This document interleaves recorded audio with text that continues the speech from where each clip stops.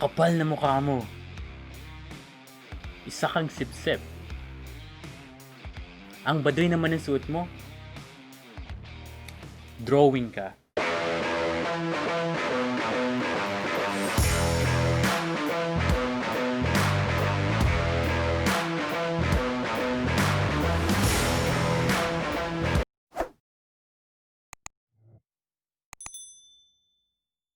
Hey, what is up everybody? This is EJ. I'm a licensed professional English teacher and I work as a university instructor. Welcome back to my channel. I create educational content that focuses primarily on English. So if you're up for that, then this is the perfect channel for you. For today's video, I'm going to be talking about the 10 most common words and phrases that Filipinos have a hard time expressing in English. Let's begin. 1. Pangilan ka sa magkakapatid? Now try to translate that in English. I used to have a hard time translating that in English as well. I would just ask questions like, are you the eldest or are you the youngest? But I knew that my questions were not accurate. Pangilan ka sa magkakapatid? In English is, what number child are you?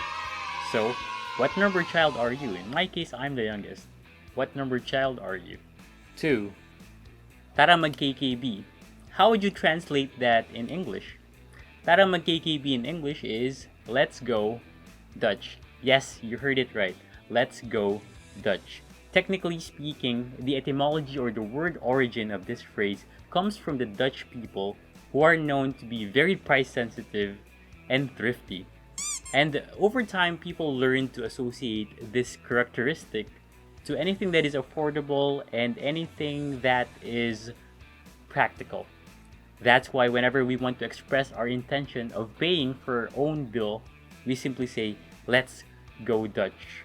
So instead of saying, hey, let's go KKB, it's much better to say, hey, let's go Dutch. That way you'll sound more sophisticated and more accurate. 3. Kapal na mukha mo. Don't worry, I'm not referring to you. It's just our next phrase. Ang kapal na mukha mo in English is, you are audacious, from the word audacity. Let's say somebody borrowed some money from you and failed to return it. Then, after some time, the same person walked up to you and asked for money again, but this time you refused. So he got so angry and stormed out of your house. Then, after just a few weeks, the same person showed up at your doorsteps asking for the same thing. So, you can say, you are so audacious, ang kapal na mukha mo. How can you have the nerve to show up to me? So again, ang kapal na mukha mo in English is, you are audacious. 4. Isusumbong kita. How would you translate that in English? I hear so many Filipinos say, I'll make you sumbong. But really, how do we translate this in English? We simply say, I'm telling on you. Because sumbong in English is tell on.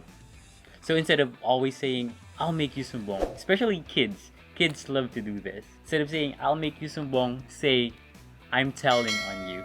That way you will sound more accurate. 5. Isa kang under the saya. How would you translate that in English?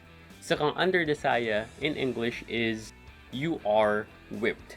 You can just imagine somebody whipping a slave in order for that slave to move forward or basically do what you want. In relationships, let's all face it, not all couples love each other equally. Sometimes one of them has a bigger fear of losing the other person, which creates a lot of compromises. That's why, for example, a guy might decide not to meet his friends anymore or not to even play computer games anymore because he has this big fear of losing the person because every time he tries to do those things, the girl threatens to leave the relationship. And the entire relationship just revolves around that fear, which is pretty unhealthy if you think about it.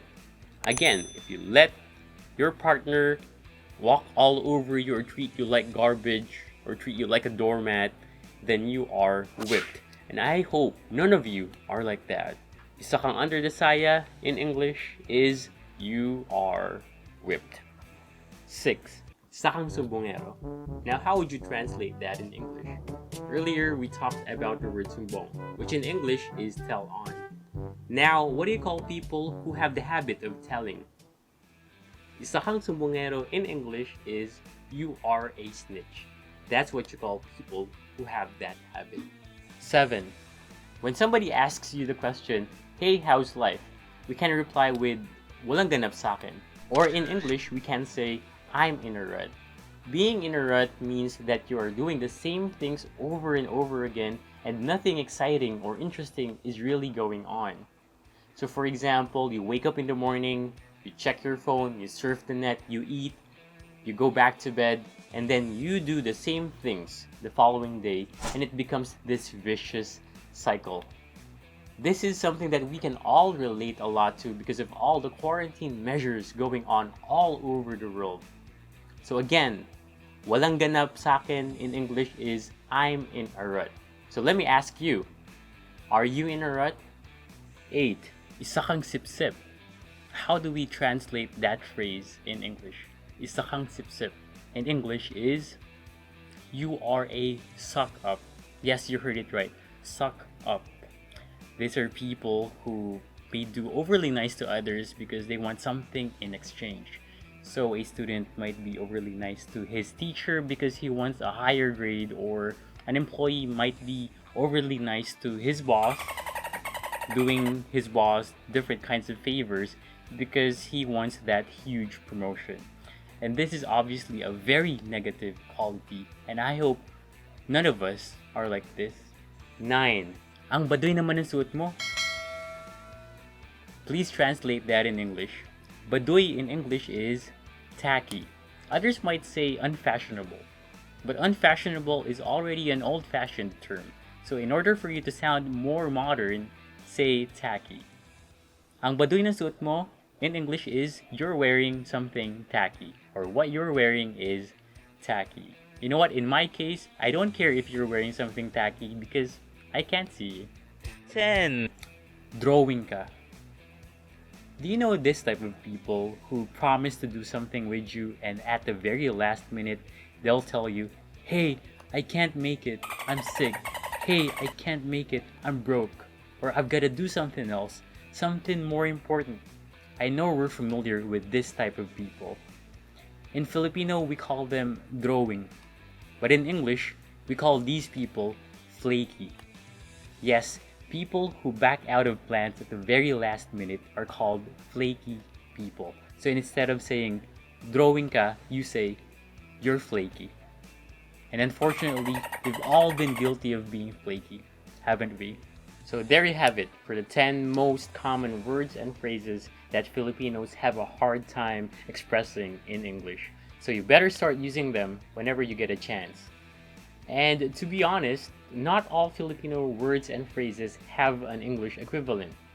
Remember, languages are both culturally rich and culturally diverse. Now let's have a recap. Try to translate the following in English. Let's see if you really paid attention to the video. Pangilan ka sa magkakapatid?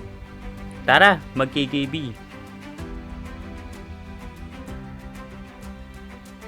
Ang kapal na mukha mo.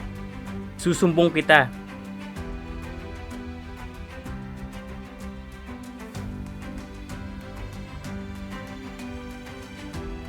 Isa kang under the saya. Isa kang sumbongero.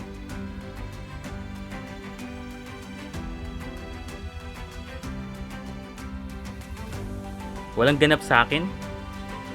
Isa kang sip-sip.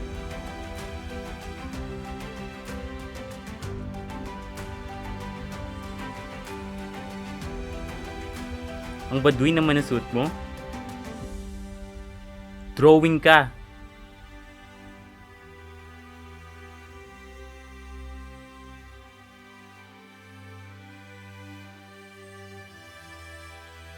So, how many phrases do you think you translated correctly? If you didn't catch everything, you might want to watch the video again. If you learned something or enjoyed this video, make sure you subscribe, hit like, and turn on the notification bell so that you can be updated with my future content. Also, let me know in the comment section if you want more lessons like this. Once again, this is EJ. Always remember, be educated and have the edge. Until next time. And a huge thank you to those who subscribed, liked, and commented on the video. Also, any topic requests such as this will be included in the next lineup of topics.